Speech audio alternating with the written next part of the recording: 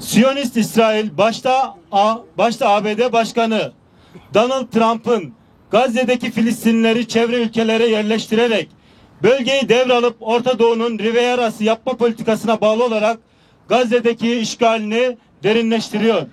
Evrensel insan haklarını ve uluslararası hukuk normlarını hiçe sayan Siyonist ve emperyalist barbarlık Filistin halkına soykırım uyguluyor.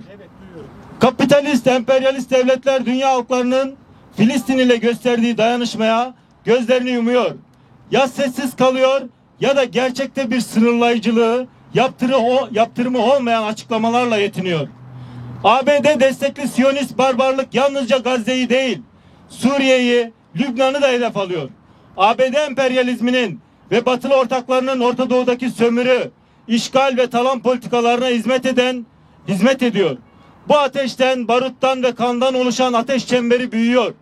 Yalnızca Filistin halkını değil, tüm bölge halklarını ve ülkemizi de tehdit ediyor. İnsani yardımı ulaştırmak isteyen sivil inisiyatifler bile hedef alınıyor.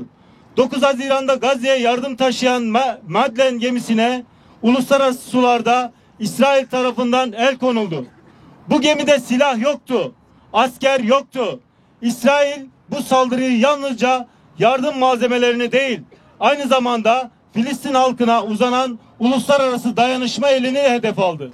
Madlen'e yapılan saldırı açık bir savaş suçudur. Aynı gün İsrail askeri enstitülerine teslim etmek üzere asgari 15 konteyner çelik taşıdığı bilinen Vela adlı gemi Mersin kıyılarına yanaştı.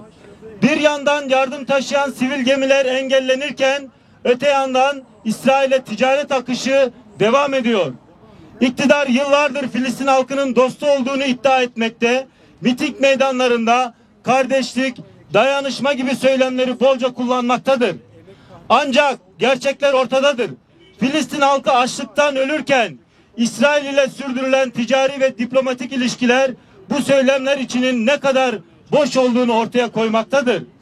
İşte saray iktidarının ve tek adamın ikiyüzlü politikaları bu kadar açıktır. Gazze'de soykırım varken ve insani yardımlar dahil el konuluyorken ülkemizin karasuları barbar İsrail ordusuna silah malzemeleri taşıyan gemileri açılıyor. Gazze halkını vuran ve tüm bölge halklarını tehdit eden barbarlığa iktidar da ortaktır.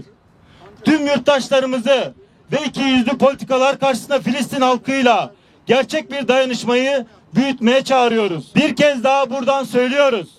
İsrail'le tüm askeri, diplomatik ve ticari ilişkiler derhal kesilmelidir. İsrail'in uluslararası tüm ilişkilerden tecrit edilmeli, Netanyahu savaş suçlusu olarak yargılanmalıdır. Filistin halkı yalnız değildir. Bu ablukayı birlikte kıracağız. Kurtuluş yok tek başına, ya hep beraber ya hiçbirimiz. Katil ABD, işbirlikçi AKP. Katil